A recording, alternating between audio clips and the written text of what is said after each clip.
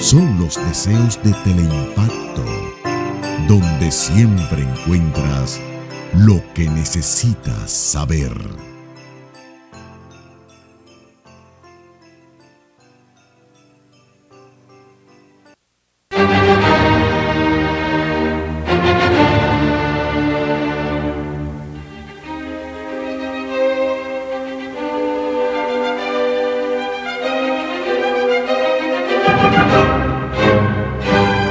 Para vaina de migración.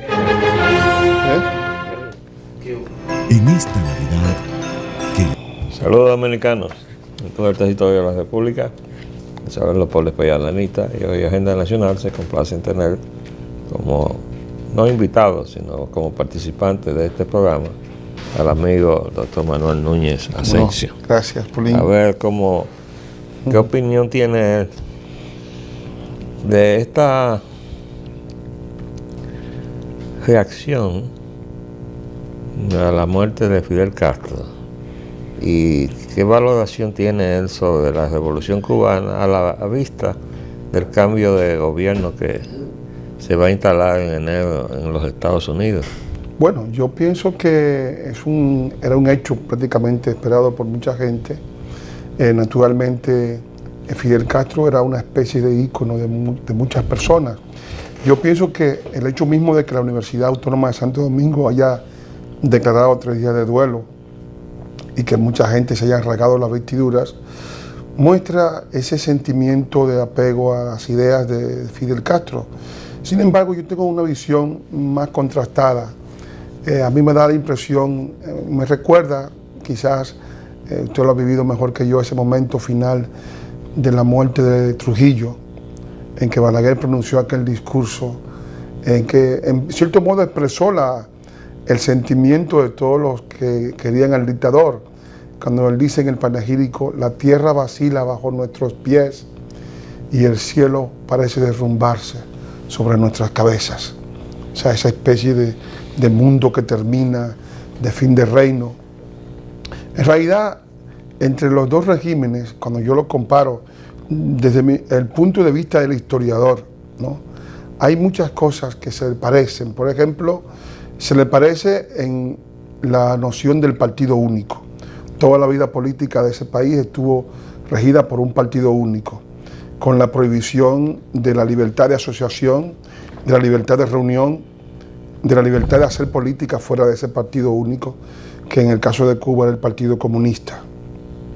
Se le parece en la noción de país cárcel, ¿no? El país no se puede salir del país, el que pide un pasaporte se convierte automáticamente en desafecto, el territorio del país se convierte también en un territorio vigilado, porque para pasar de una provincia a otra en Cuba hay que anunciarse, como aquí también había que hacerlo, ¿no?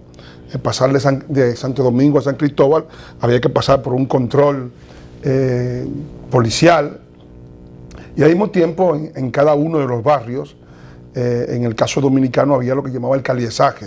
Pues allí había los comités de defensa de la revolución que tienen 56 años funcionando, o sea que es un régimen duro. También se le parece en el control de la economía, pero en el caso de Trujillo era mucho más abierto, porque se podía vivir claro, de manera muy escasa. Trujillo era dueño de 56 empresas, de 11 ingenios, ¿no?, y dueño de todos los empleos del Estado, además. Y había pocos empleadores privados. Perdona que te interrumpa un momento. Sí. La Casa Vicini tiene ahora mismo más control de la economía dominicana que lo que tuvo Trujillo. Bueno, sí, Trujillo, claro, tienes razón. Trujillo tuvo un control, pero digamos que era un control de la economía y de los empleos. Pero en el caso cubano es el control total. O sea, no, yo estoy hablando de la República Dominicana. Sí, sí. Estoy comparando a Trujillo, que tú decías el control que tenía Trujillo sobre la economía. Yo te estoy diciendo que hoy, efectivamente, tienes razón. la Casa Vicini sí, tiene más control de la economía dominicana que la que tuvo Trujillo. Efectivamente, sí. De la economía dominicana. También se le parece en lo que sería el crear una sociedad de pensamiento dirigido, o sea, sin libertades de expresión de ningún tipo, control de la prensa, control de la universidad, de las escuelas, de las asociaciones, de los sindicatos, de todo lo que son las organizaciones sociales. Todas tenían que estar bajo el control del partido y al mismo tiempo control del equipo de intelectuales, ¿verdad? Que tenían que dar 5.000 charlas en el caso de Trujillo. En el caso de Cubano, ese control ha sido efectivo y total, al punto de que las propias personas, las propias masas eso de del país... 5.000 charlas, ¿a qué tú te refieres? Me refiero a lo que en la era de Trujillo había la costumbre de poner a los intelectuales a dar charlas en cada pueblo. Sí, pero no es verdad que ahí había cuotas, que tiene que estar... Mira, Sí. lo que... hay que decir... Pero hay un parentesco. Una sociedad de pensamiento estamos hablando dirigido. de dos dictaduras. Sí, una dictadura. Una sociedad donde el pensamiento estaba dirigido y donde la gente tenía pues una idea. Yo recuerdo una expresión de Balaguer que muestra hasta qué punto el control era efectivo, que él dice que viajando como ministro de Educación a un pueblo, encontró en un pueblo remoto a una foto de Trujillo con una velita. Mira, la gente... mira, Manuel, tú no viviste ese régimen. No, Yo claro. lo viví. Yo nací el 3 de diciembre de 1930. Comenzando el régimen. Y llegué a ser director general de edificaciones de la Secretaría de Estado de Obras Públicas, sin haber hablado nunca con Trujillo, ni dos palabras. Pero yo había pasado de ser, que fue mi primer cargo, jefe de la sección de construcciones del ayuntamiento, que entonces se llamaba Consejo Administrativo. De Fomento. Y estaba frente al Consejo Administrativo del Distrito Nacional. Sí. Y estaba frente al Parque Colón. De ahí pasó a lo que se llamó la feria, o sea, lo que es el Centro de los Héroes, Sí. que fue la Feria de la Paz y la Confraternidad del Mundo Libre. Sí. Bueno, yo pasé a ser el supervisor de eso, fue 11 meses de locura para construir todo ese centro, lo que es hoy el Centro Y de el los diseño Héroes. también, trabajó en el diseño el de... diseño, ahí tuvo Es la un diseño mano. de Guillermo González, Y ¿no? Guillermo González fue el Que es arquitecto un poco, de todas las obras. que es un poco el estilo Art Deco en algunos casos, Él el era, estilo Miami, ¿no? bueno, él ha sido designado por los arquitectos dominicanos como el símbolo padre de la arquitectura, sí. Pero era un favorecido de Trujillo. Y bueno, en definitiva, yo pasé a ser entonces director general de Obras Públicas Urbanas, de todo el distrito, y de ahí pasé a la Secretaría de Obras Públicas. Es decir, yo caminé todos los cargos técnicos que se podía tener hasta llegar de director general de edificaciones, sin haber hablado dos palabras con Trujillo nunca. sin haberlo conocido, ¿Verdad? ¿verdad? Bueno, Bueno, sí, en mi conocido, sí. familia, mi padre era médico militar, llegó a ser entonces el director. Y Abelardo Nanita, Bueno, ese era mi tío. que fue ministro de la presidencia. Y secretario particular de Trujillo. O sea, que fue un hombre importante.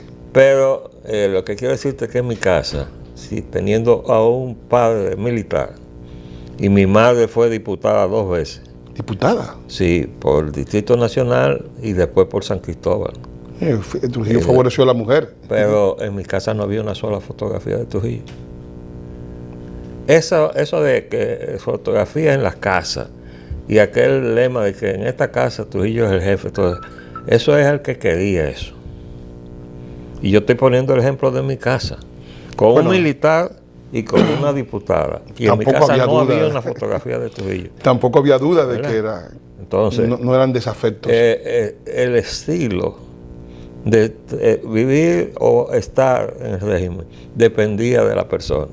Sí. Había gente que entonces se buscaba la manera de estar dando charlas todos los días y conferencias, porque Y la pleitesía, Ajá. el culto de la personalidad. pero eso le salía de adentro, como también la de prostituirse Sí, y sí, hacer había- muchísima vagabundería o convertirse Había. en calié, eso le salía Sí. de adentro. Había eso, sí.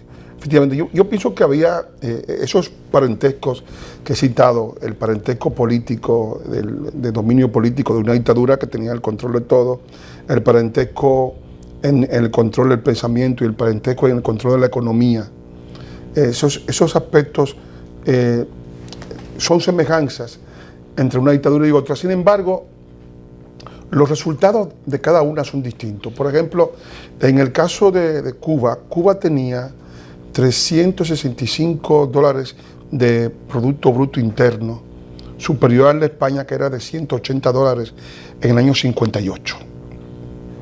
Era la tercera economía de América Latina, era un país con un enorme desarrollo económico y político, tenía 35 periódicos, 5 periódicos en inglés, tenía una vida cultural muy activa, es decir, había 6 cabezas de ganado por persona, hoy en día no llega a 1 por persona, y naturalmente al cabo de 56 años de ejercicio, ¿no?, que este hombre ha tenido en el poder, pues se encuentra en un país que todavía no se le ha entregado la soberanía al pueblo, porque cuando hablamos de soberanía, la soberanía no es una cosa abstracta, Paulín, la soberanía es una cosa concreta. ¿Qué es la soberanía? La soberanía es la idea de que el pueblo es el dueño del poder, que no es ningún iluminado, ni un grupito de iluminados, ni ningún dictador, ni ningún monarca, y que los ciudadanos eligen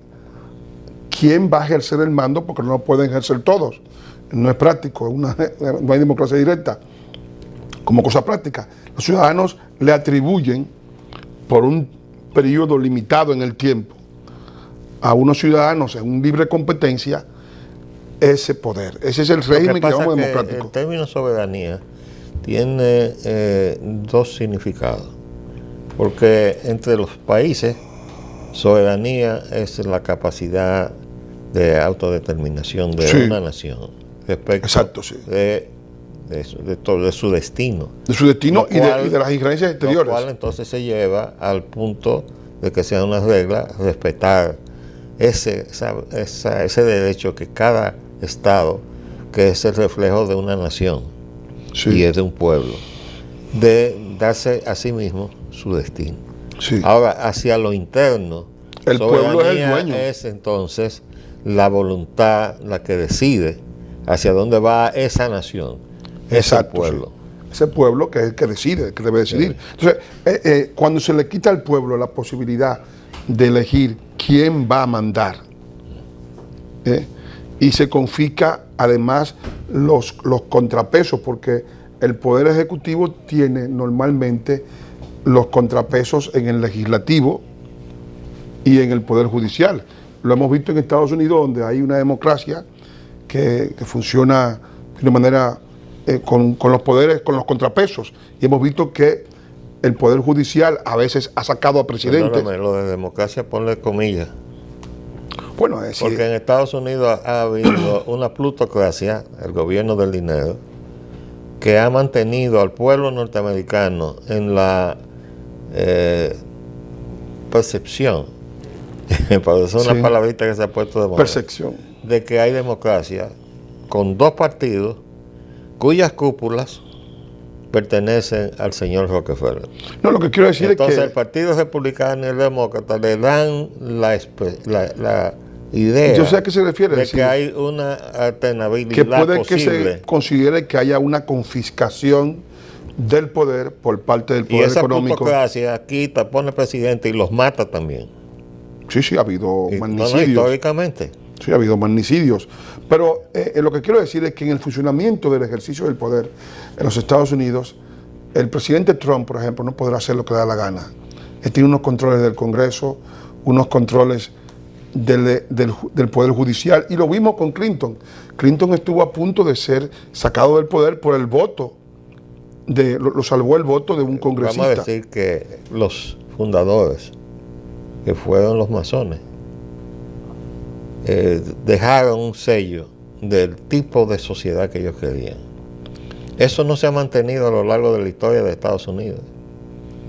Eso lo han ido tergiversando hasta el punto de llegar a una situación en donde efectivamente hay unos balances de poder para que no haya una dictadura. Claro, pero es el único país que no ha conocido una dictadura ni un golpe de Estado. Pero cuando los poderes reales, fácticos, determinan quién va y quién no va, Y yo recuerdo una frase de Lincoln en medio de la guerra de secesión, que dijo: tengo de frente al ejército confederado del sur y a mi espalda tengo a los banqueros, y temo más a mi retaguardia que al sur.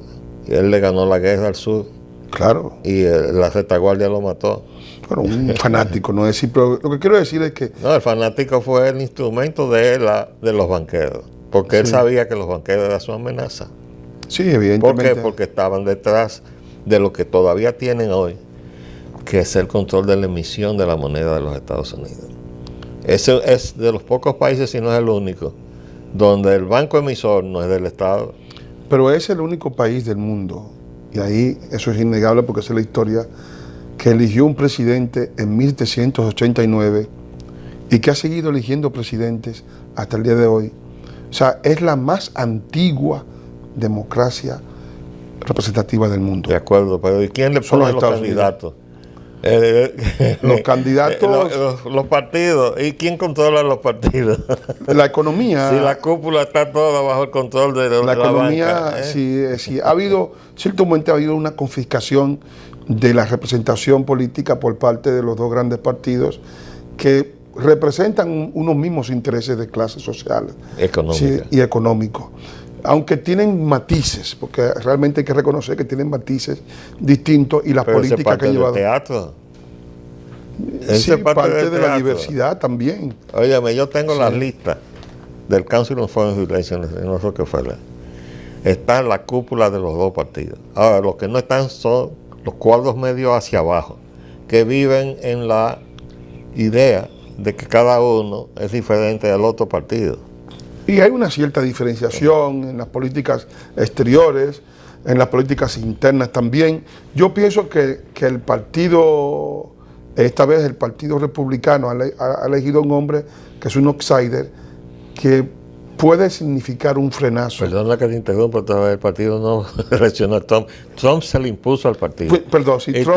tuvo que, de frente, con la excepción de este que siempre me da trabajo pronunciar su nombre, porque creo que es griego, ¿no? Bueno, Dukakis, no. River, en fin, una cosa así, que era el presidente. Sí. Después todo el estamento de la dirección del Partido Republicano estaba en contra de Trump.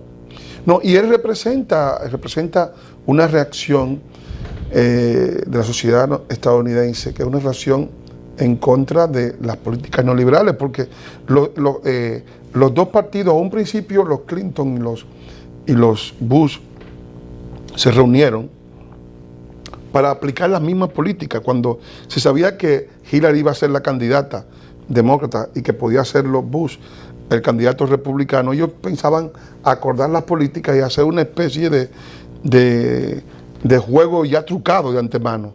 Sin embargo, Trump representa un cambio en el sentido de que insiste más en las políticas nacionales de creación de empleo y de no deslocalización de la producción, como era la política de Hillary y también de los otros republicanos. O sea que hay realmente una variación importante. Pero, yo voy más lejos. Esto es un frenazo al neoliberalismo. No, yo veo que casi en el barranco de un colapso de la economía de los Estados Unidos ha surgido la respuesta. Sí. Y ha surgido en la persona de quien es de la misma clase de los que gobernaban, sí, pero no piensa igual que ellos. No piensa igual. Y hay poca gente enterada de que Trump primero se formó en una escuela militar y se graduó en una escuela militar. Segundo, entró a la Wharton School of Economics, la escuela de economía más prestigiosa de Estados Unidos, y se graduó de economista. Él es economista, por eso él entiende perfectamente todo lo que hicieron los otros y lo ha enfrentado. Y por eso cuando él le dice, son unos estúpidos, han estado haciendo todo al revés, él sabe lo que está diciendo. Y en el caso de que haga realmente lo que dice el programa que va a ser, es decir, un vasto programa de obras públicas que todas las instalaciones estadounidenses, todas sus infraestructuras se han quedado vetustas con relación a las infraestructuras europeas. Pero eso europeas. hizo Roosevelt después del colapso. Si hace eso, tiene asegurada los 4 años ¿Tú que siguen. recuerdas que se decía que Roosevelt ponía cuadrillas a hacer zanja y otra cuadrilla que venía a taparla para poner empleo, para poner a la gente a trabajar? Yo lo que no creo es que él pueda. Yo no creo que él pueda. Si inicia ese vasto plan de obras públicas, él no podrá repatriar tanta gente como dijo que iba a hacerlo, porque no es posible. En caso de que Trump decida, por ejemplo, transformar el metro de Nueva York, eso va a implicar millones y miles de empleos, es decir, y convertir a la población estadounidense, que ha estado subsidiada por toda esta política de subsidio de la población local y de exportación de los empleos hacia el exterior. No es posible transformar esa estructuración ya hecha para crear el empleo interno sin la mano de obra que está allí. Entonces yo no veo cómo él va a poder sacar a 11 millones de gente. Nos hemos apartado de la intención inicial del tema, que era la cuestión de Cuba. De Cuba, sí. Y lo que ha dejado Fidel Castro. Yo percibo que la revolución cubana ha sido más una reacción a la plutocracia del norte. Es una rebeldía contra la plutocracia del norte que la tenía ocupada, porque la economía de Cuba, antes de la revolución, estaba dominada por la mafia norteamericana.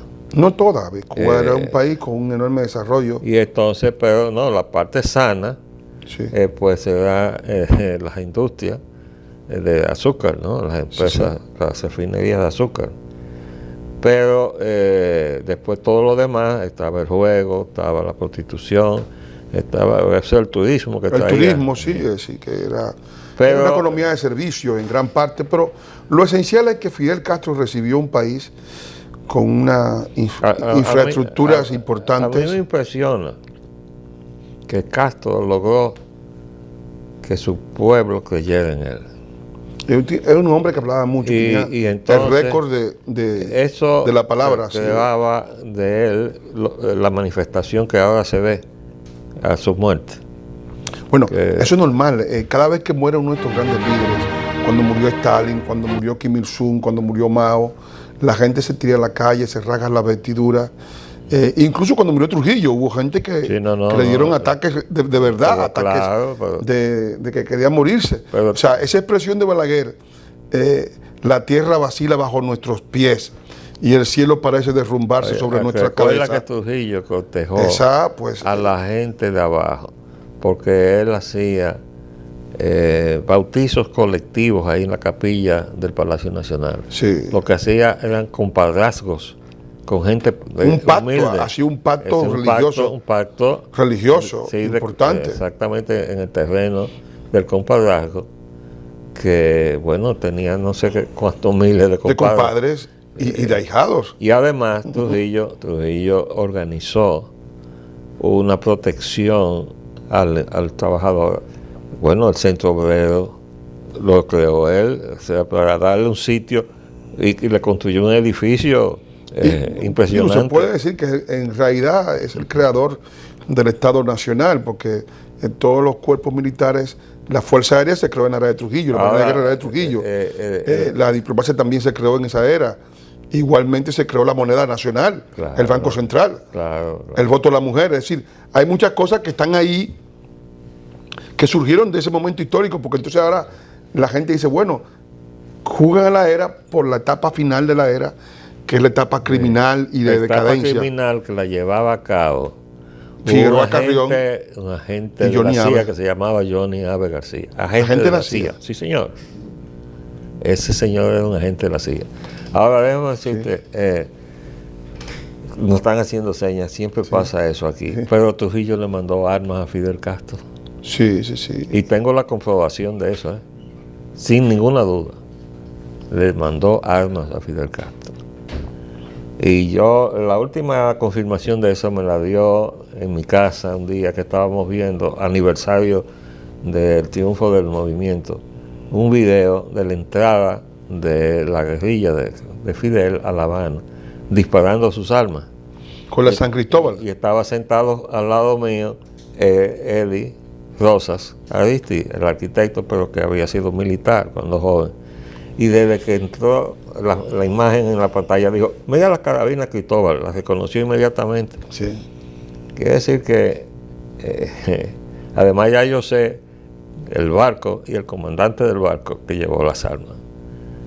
Entonces, la historia no se conoce. Realmente, ustedes los historiadores, les da mucho trabajo escribir la historia, con la forma en que se esconde la historia de parte de los actores, que la silencian, y a veces se la llevan consigo. O la modifican, ¿no? Así o quieren crear una historia a su estilo. Sí. Yo pienso que en el caso de Castro hay mucho de eso, porque es un hombre que habló mucho. Ahora hay unos resultados históricos que están ahí, que es la Cuba actual, que es un país... yo ya lo comenté ayer, es que él dio una entrevista a un periodista que le había enviado el señor Rockefeller del Council of Foreign Relations, donde él criticó el modelo cubano. O sea, él estaba consciente de las fallas que tenía y tuvo unas expresiones muy duras. Dijo, el modelo cubano no le sirve a los cubanos ni a ningún otro país. Y además él le dijo al periodista, nos pusimos a inventar socialismo, porque en Cuba hasta las paleteras eran del Estado. Bueno, todo sigue siendo todavía del Estado. Pero... ya Raúl ha ido abriendo un poco. Pero llegar a que las paleteras que estaban en la calle fueran del Estado. A eso se refería él cuando dijo, nos pusimos a inventar socialismo. Y pagaron un precio. Sí. Pagaron un precio. Pero nada, tenemos que seguir analizándolo. ¿Cómo no? Porque es importante sacar conclusiones en las coyunturas, sobre todo porque nos falta analizar lo que viene con el gobierno de Trump. Gracias, Manuel. Gracias. Les saludo por la Payananita. Hasta luego.